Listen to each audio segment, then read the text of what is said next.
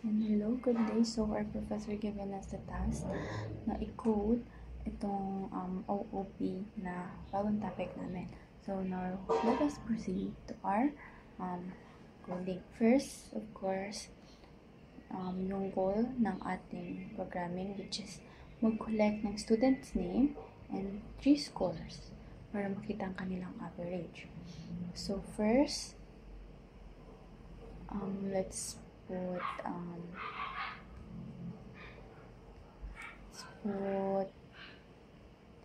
import Java scanner and yun, class students, and of course yung sting name kasi ito yung field nila. So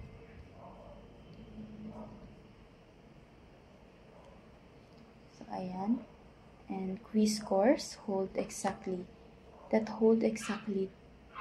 quizzes in array.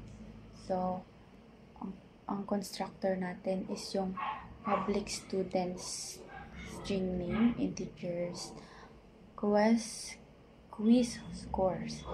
And ang purpose nito is to initialize the name and the scores with the value passed from the main. So ayun, ang code natin is public double, compute average, integers total is equals to 0 for integer score, quiz score and total plus equals the score, and return total to 3.0. And ang ginagawa nito, itong public double is to sum all the scores into total by dividing them by 3.0.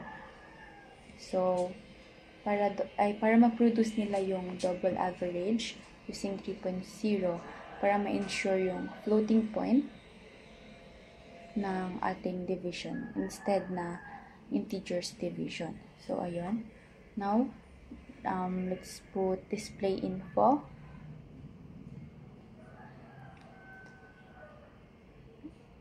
Ayan, tapos lalagay tayo ng loop through quiz scores and print score 1, 2, 3. Ayan. Now, mag-call tayo ng compute average and print result as average score. Ayan. Ang main method natin is to put scanner input equals to new scanner system.in. Ang code natin para ma-read naman yung student name is system.out.print enter student name and string name input.next line. So ayun, ang purpose nito is to store the full line, the user type. So para maging interactive ang ating code. So ayun, next mag-prepare naman tayo para ma-fill yung score array. Ang ating code is integer score is equal to new integers. Ang loop naman natin is for integers I is equals to 0, I is greater than 3, I plus plus. And now let's put system.out print enter score for quiz plus I plus 1 plus ayan. And now, let's create the student objectives naman and display info. Code naman natin doon is student is equals to new student name score and student display info. The purpose naman nito is to process collected data to the constructor para ma-print nito yung detailed computation ng average. So, ang ating next na step is i-close na natin yung scanner. So, mag-input tayo ng input.close. Ang purpose naman nito is to release the system resources. And ayun.